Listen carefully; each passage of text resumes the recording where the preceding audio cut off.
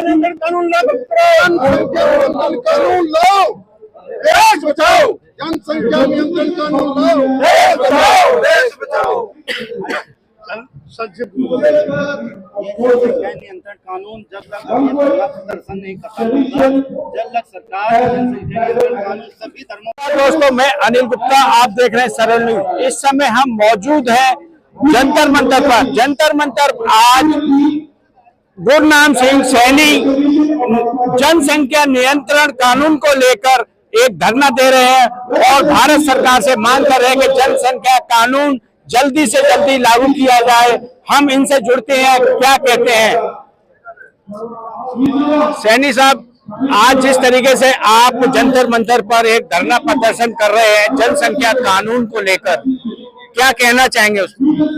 जनसंख्या नियंत्रण कानून एक संघर्ष समिति बनाई गई है और वो कुरुक्षेत्र धर्म क्षेत्र से शुरू होकर पूरे हरियाणा के अंदर कोशिश की गई है कि सभी जिलों को उसमें संघर्ष समिति के माध्यम से ज्ञापन दिए गए और आज पूरे हरियाणा के कोने कोने से जितने पदाधिकारी और साथीगण आज इस जंतर मंतर पर धरना दे रहे हैं और यहाँ पर अपने माननीय प्रधानमंत्री जी को आज यहाँ पर ये ज्ञापन देने के लिए पहुंचे हैं और हमारा 3 दिन यहाँ धरना चलेगा और उसके माध्यम से हम अपने माननीय प्रधानमंत्री जी को ज्ञापन देंगे और उस कानून को लेकर कि आज पूरे देश के अंदर जो जनसंख्या नियंत्रण कंट्रोल बाहर जा रहा है तो उसको कैसे इस कानून के माध्यम से सबके लिए एक कानून बने और जनसंख्या नियंत्रण कानून लाओ और देश को बचाओ। क्योंकि आज यदि ये जनसंख्या की रेशो जो बढ़ रही है क्योंकि उसमें इम्बैलेंस बना हुआ है और उसको कंट्रोल के लिए एक देश एक कानून होगा, उसके साथ हमारे भविष्य आने वाला भविष्य उज्जवल होगा जिससे हम सब, क्योंकि प्रधानमंत्री जी ने पूरे देश को विकसित करने के लिए 2047 का जो आश्वासन जो दिया है तो उसके अंदर सभी स्टेट उसके अंदर मिलजुल कर पूरे सभी सरकारें काम कर रही है और हम भी चाह रहे हैं कि इस कानून को लागू किया जाए जिससे 2047 के अंदर विकसित देश बने और हर परिवार सुखी रहे, हर परिवार के अंदर रोजगार मिले, हर परिवार को इस भूखमरी, बेरोजगारी और जो अन्य तरह की समस्याएं आ रही है उनसे निजात मिले।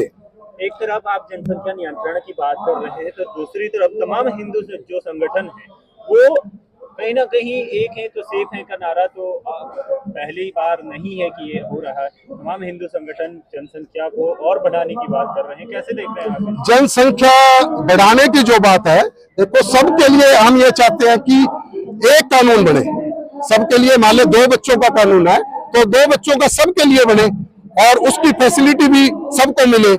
यदि एक कोई भी मालूम हम लोग ज्यादा बढ़ाए या कम करें तो सबके लिए एक फैसिलिटी होगी, पूरे देश में एक ही रहेगा।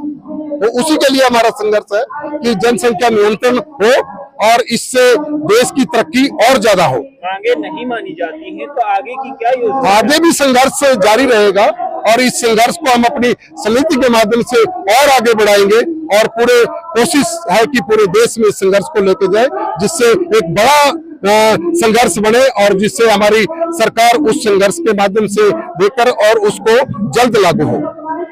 क्या कहना चाहेंगे आप?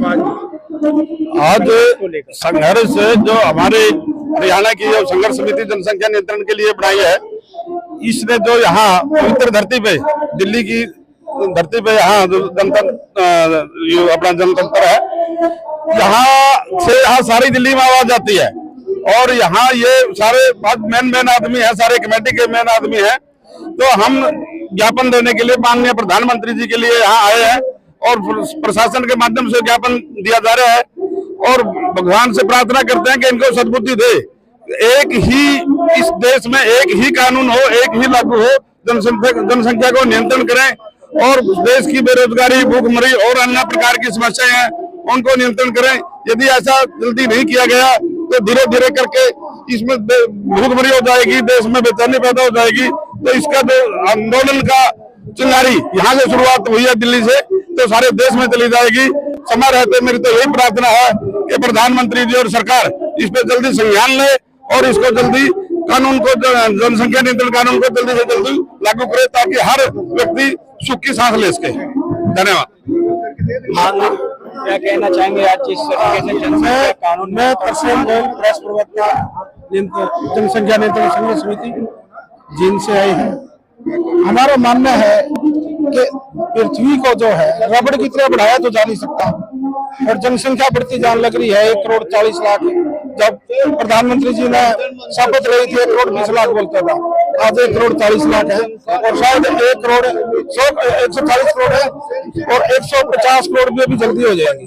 तो हम कहते हैं कि ज्यादा से ज्यादा संख्या में यहाँ पहुंचे, संघर्ष करें, यूसीसी लेकर के आए। एक टाइम था 1951 के अंदर हिंदू सिविल कोड ले आ गया था, जो देश के लिए खतरनाक साबित हुआ। आज हम चाहते हैं कि यूसीसी आए, यूनिफॉर्म सिविल कोड, जिससे सभी के लिए एक बराबर हो। अब एक भाई साहब ने पूछा था कि भाई हिंदू जो है वो कह रहे हैं कि भाई 3 से ज्यादा बच्चे पैदा करो, 4 करो। ये क्यों कह रहे हैं? इसके पीछे का राज देखो आप, कहीं इनबैलेंस ना हो जाए जनसंख्या। आने वाले टाइम में बैलेंस बनाए रखने के लिए इसीलिए यूसीसी की जरूरत है।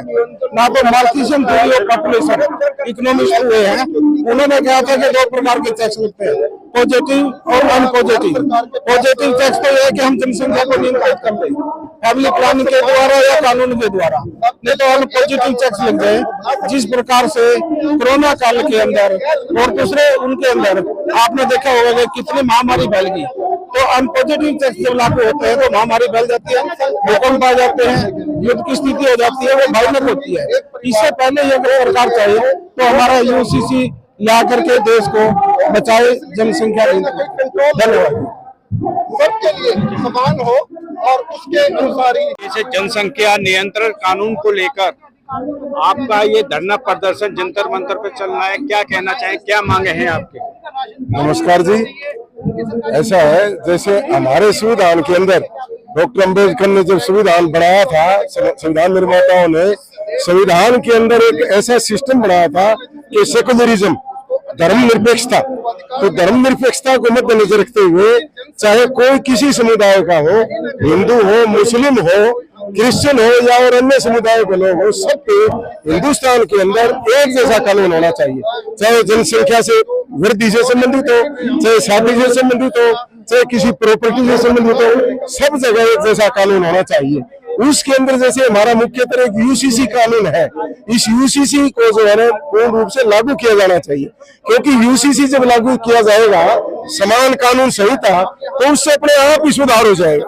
तो हमारे माननीय प्रधानमंत्री और वर्तमान की सरकार की भावनाएं थी कि जब भी हम पावर में आएंगे तो देश के लिए बहुत ही अच्छी तरह के हर एक क्षेत्र में अच्छी प्लानिंग लाएंगे। तो उसमें एक ये भी बनता है, आज सरकार को ये सोचना चाहिए, यदि वो 2047 तक देश को वर्ल्ड के अंदर फेमस करना चाहते हैं, हर एक क्षेत्र में फेमस करना चाहते हैं, तो यूसीसी कानून का लाना और उसको लागू करना आज बहुत ही महत्वपूर्ण बात है। तभी क्योंकि देखिए, जैसे कहते हैं भाई गरीब है, गरीब आदमी को जो है खिलाते जा रहे हैं, तो जनसंख्या बढ़ती जा रही है, लेकिन गरीब आज हिंदुस्तान के अंदर कोई अमीर नहीं है, क्योंकि सबका पैटर्न कोई साधन संपन्न बहुत गिने चुने व्यक्ति होते हैं, सिर्फ 10% वो जो है ना गरीबी रेखा से ऊंचे है, लेकिन उनका दिल है बड़ा 90% का, ये भी हम भी स्वाभिमान से जिए। उनको कैसे जिया जाएगा जब हम एक व्यक्ति को, जब समान कानून नहीं है, तो एक व्यक्ति जो है बच्चे पैदा कर रहा है तो बाद 40-50 कर दिए या 5-5, और एक व्यक्ति 2 बच्चे पैदा कर रहा है,